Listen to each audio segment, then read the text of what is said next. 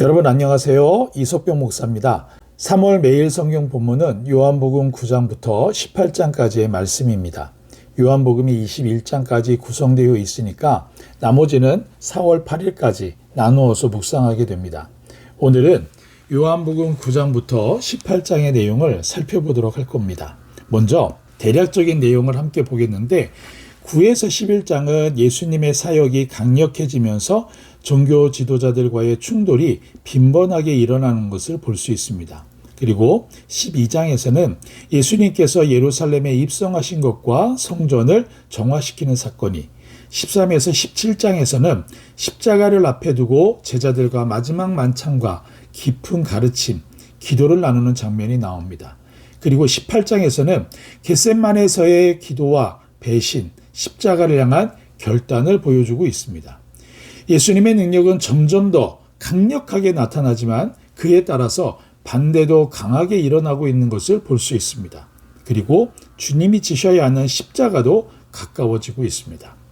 좀 더 이제 세부적으로 볼까요? 9장에서는 길을 가시던 예수님께서 태어날 때부터 눈먼 사람을 만나시는데 제자들은 이 사람이 눈먼 것이 누구의 죄 때문입니까? 라고 물었습니다. 그러나 예수님은 죄의 문제가 아니라 하나님의 일이 나타나기 위함이라고 말씀하시면서 그의 눈을 뜨게 하셨습니다.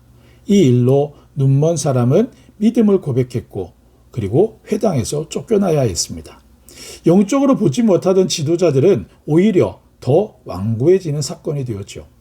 10장에서는 우리가 익히 들어 알고 있는 선한 목자 비유가 나옵니다.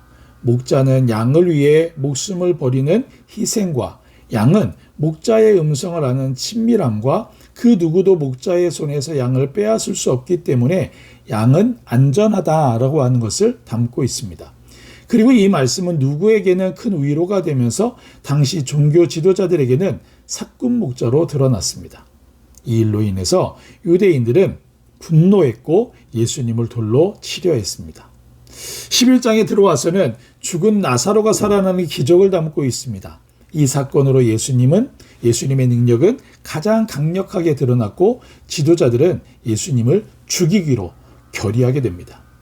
이어지는 12장에 들어와서는 예수님께서 마리아가 값비싼 향유를 예수님의 발에 붓는 곳으로 자신도 모르는 사이에 예수님의 장례를 준비한 사건이 나옵니다.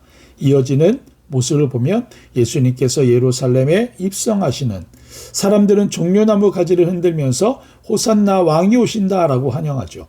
사실 주님은 이스라엘의 정치적 왕이 아니라 십자가의 왕으로 예루살렘에 들어가신 것입니다. 그리고 자신의 죽음을 통해 많은 생명이 태어날 것을 예고하셨습니다. 13장에서는 제자들의 발을 씻겨주시는 세족식을 통해 제자들에게 서로 사랑하라 라고 하는 새 계명을 주십니다. 이어지는 14에서 16장은 불안해하는 제자들에게 너희는 마음에 근심하지 말라라는 말씀과 함께 내가 곧 길이요 진리요 생명이다 라고 말씀하시고 보혜사 성령을 보내겠다고 하셨습니다. 또한 세상에서 제자들이 겪을 핍박도 예고하셨습니다.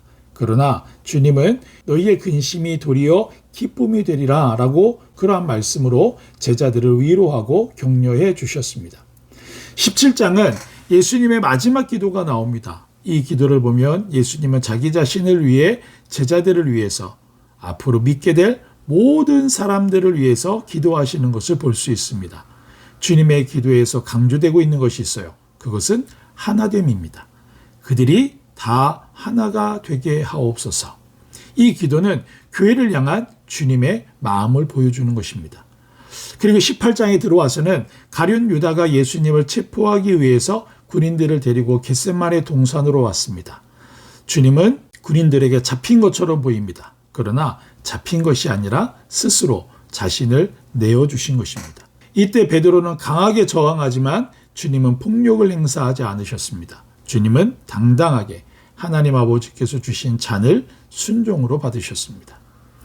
요한복음 9장에서 18장을 정리하면 주님이 보여주신 기적은 점점 커지고 그에 따른 유대인과 종교 지도자들의 반대도 거세지는 것을 볼 수 있습니다. 그리고 주님이 지셔야 할 십자가는 점점 가까워지고 있죠. 하지만 제자들은 안타깝게도 여전히 예수님의 십자가를 이해하지 못하고 있었습니다. 그냥 두려워할 뿐이죠. 그럼에도 하나님의 계획은 하나님의 시간표에 따라서 정확하게 진행되고 있었습니다. 모쪼록 3월에도 요한복음을 통해 주님의 발걸음을 따라 믿음의 여정을 이어가시는 여러분이 되시기를 바라고 말씀 묵상을 통해서 주님과 더 깊은 교제를 나눌 수 있기를 진심으로 바랍니다. 감사합니다.